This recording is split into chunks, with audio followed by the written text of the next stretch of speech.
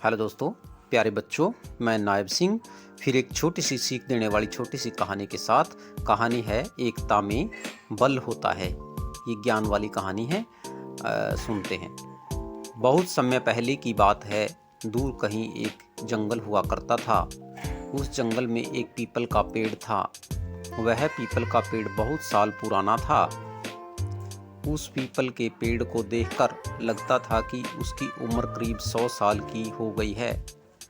जब भी कोई राहगीर उस जंगल से जाया करता था तो उस पीपल के नीचे रुक कर आराम किया करता था।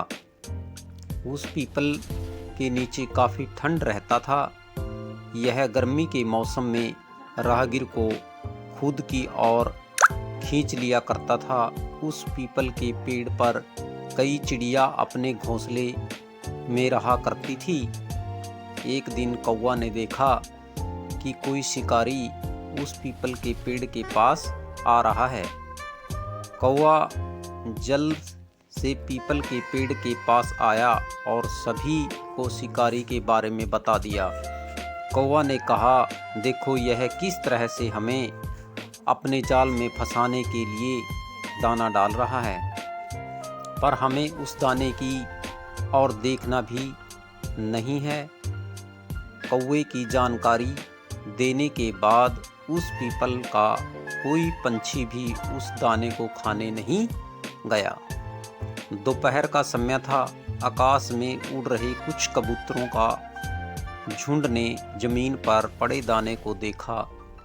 भूख एक ऐसी चीज़ है जो मौत की कुएं में भी डाल देती है।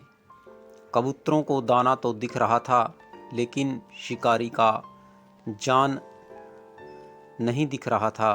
सारे कबूतर जाल में फंस गए। सभी कबूतर रोने लगे। कबूतर का राजा बोला, अब रोने की कुछ नहीं होने वाला, हमें एक साथ उड़ना चाहिए। हम एक साथ उड़कर इस जाल को ले उड़ सकते हैं। राजा की बात मानकर सारे कबूतर एक साथ उड़े। एक साथ उड़ने के कारण वह कबूतर जाल को लेकर आकाश में उड़ गए। शिकारी का शिकार और जाल भी देखते ही देखते गायब हो गया। इधर आकाश में उड़ने के बाद राजा ने कहा, हम सभी को दक्षिण की ओर चलना चाहिए। दक्षिण की ओर एक चूहा रहता है जो मेरा मित्र है। शायद वह हमारी मदद कर सकता है। राजा की बात मानकर सारे कबूतर दक्षिण की ओर चल दिए। चूहे के घर पहुंचने पर कबूतरों ने राजा ने चूहे को बुलाया और कहा, प्यारे मित्र, आज हमें तुम्हारी मदद की ज़रूरत है।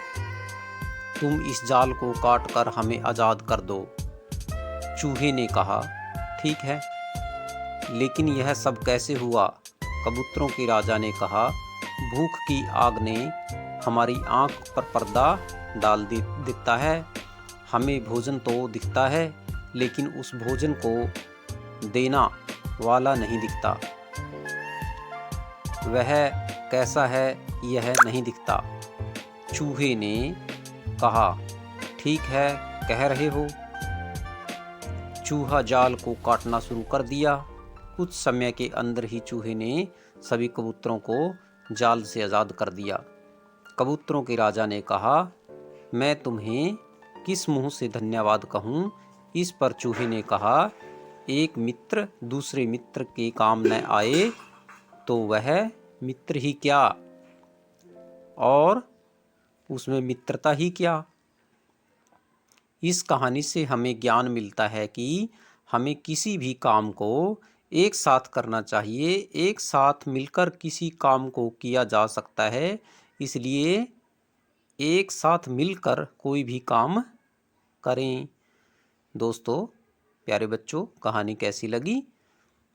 कहानी को लाइक, कमेंट और शेयर ज़रूर करें। फिर मिलते हैं एक और नई सीख वाली कहानी के साथ।